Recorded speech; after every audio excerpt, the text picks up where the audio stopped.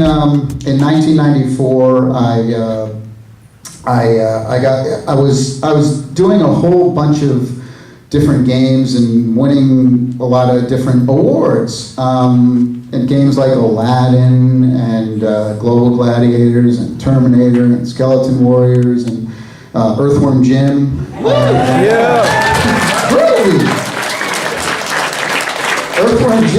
Earthworm Jim was funny because one of my best friends is a guy by the name of David Perry, who is a programmer for a lot of these games, and he programmed the Terminator first, and we had a group of guys. There was about 8 of us.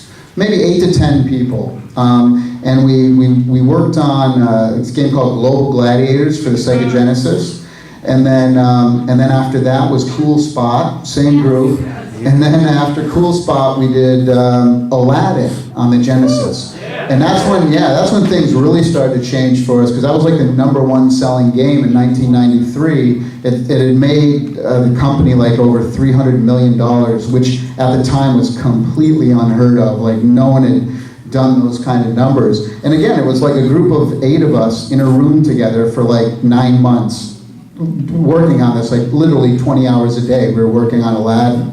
And we had done something that no one had ever done before with Aladdin. We kind of came up with the idea, we're like, we had all these Disney animators, and they were making the movie Aladdin, and after they had finished the movie, we were like, well, look, can you and because at the time, like, scanning technology was just coming out, where you could actually, like, scan something and get an image from it, and so we were like, well, shit, what if we told all the Disney animators, like, we'll tell them what to draw, and how many frames to draw it in, and then we'll digitize, we'll scan that in, clean it up, paint it, and it'll be like an interactive cartoon. And so we would put a list of stuff together, like, okay, he's gonna throw an apple, he's gonna climb a rope, he's gonna jump, and we'd give all the Disney animators who worked on the film, we'd give them all this information, and they would draw these things, and we'd scan them in, and we'd touch them up. And back then, when you worked on video games, you pretty much worked on every aspect of it. Like, I was a level designer, I did the voices, we all cleaned up art and like paints back then, or whatever, this is before Photoshop, and we all kind of did different jobs when asked. And so Dave would put it all together. And so it was like you were playing an interactive cartoon. It was the first time that had ever been done. So once we kind of came up with this technology, we patented it, and Aladdin came out as a huge hit. And so all the other video game companies wanted to pay us to go work for them. And we said, well, screw it. We're just going to start our own company, and then I can go work for all of you. And so I left Virgin in '94, and I had 10 of us. And the funny thing about Earthworm Jim was, at that point, we were getting a little cocky, because we'd done Aladdin. We're like, and all these people wanted to give us money, and we're like, and they wanted us, oh, here, do this game design and do this license. And we're like, no, we just want to do something for ourselves. Like, we want to do something, look, you just pay us money and we'll create something, but we don't want the game publishers to have anything to do with it. We don't want any ideas. We just want to lock ourselves in a room for a year and just come up with the funniest shit we can. That was the game design to Earthworm Jim. We didn't have any papers, we didn't have any, this level is going to be this, because most games have like these game design docs that are like hundreds of pages, how the character is going to move, what he's going to do in this situation. For us, it was just like, like I said, I think there was 10 of us in a room going like, well, why don't we have a cow flying across the screen? We'd all laugh. We're like, why? Who cares? It's funny. Should we make it a kangaroo? Kangaroos are pretty funny, but cows are even funnier. And so we just ran, and then we'd like, and then somebody came up with, wait, I got an idea. What if the very beginning of the game, you launch the cow in the air, and then every level, randomly, at some point, he'll just fly across the sky. That's brilliant! We're laughing, and and that's how we created Earthworm Jim. That's how the whole game design was, just 10 guys trying to make each other laugh. And I think that comes out in the final product, And then, so anyway, so I started my own company, did that. But anyway, Video Games Live came about because I wanted to prove to the world how culturally significant and artistic video games have become. Not just the music, but the games themselves. And I think all of us are probably gamers here in the room, but the reality is the people who aren't gamers, when they think of video game music, they're like, ugh, that annoying stuff, you turn that off.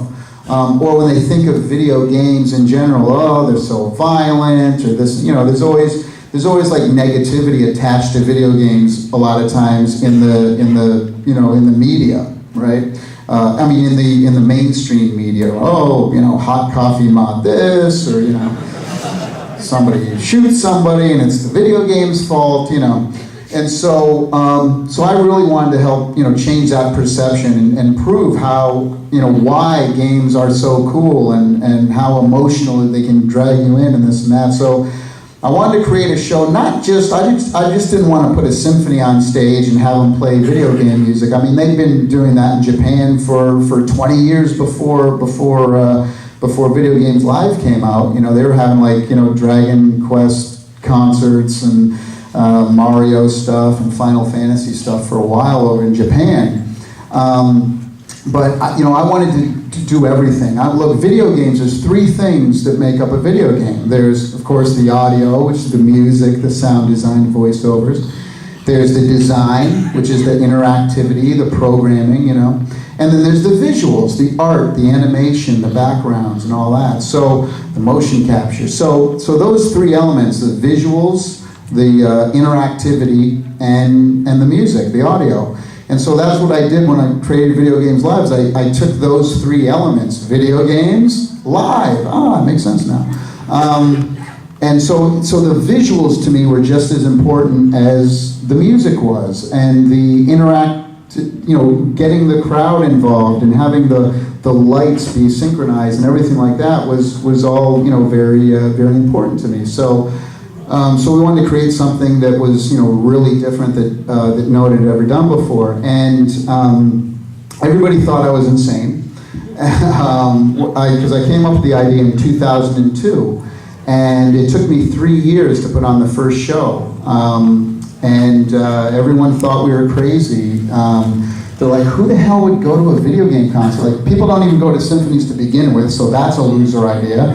And then video games, music, are you insane, And so I, begged and pleaded and bullshitted my way around Hollywood for a long time to raise enough money and get enough people to believe in it. And I had never put on a show before like this, a live performance, a real one. In my living room when I was 10, yes, but on stage, no. And I was really adamant about, I want to do it at the Hollywood Bowl. And people are like, dude, like, people tour for 30 years and then maybe, if they're lucky, they get invited to play the Hollywood Bowl. You can't do your very first show ever at the Hollywood Bowl. I'm like, why not? Come on, And so I wouldn't take no for an answer. And we did our very first show at the Hollywood Bowl with the LA Philharmonic, over 200 musicians on stage, and over 11,000 people showed up.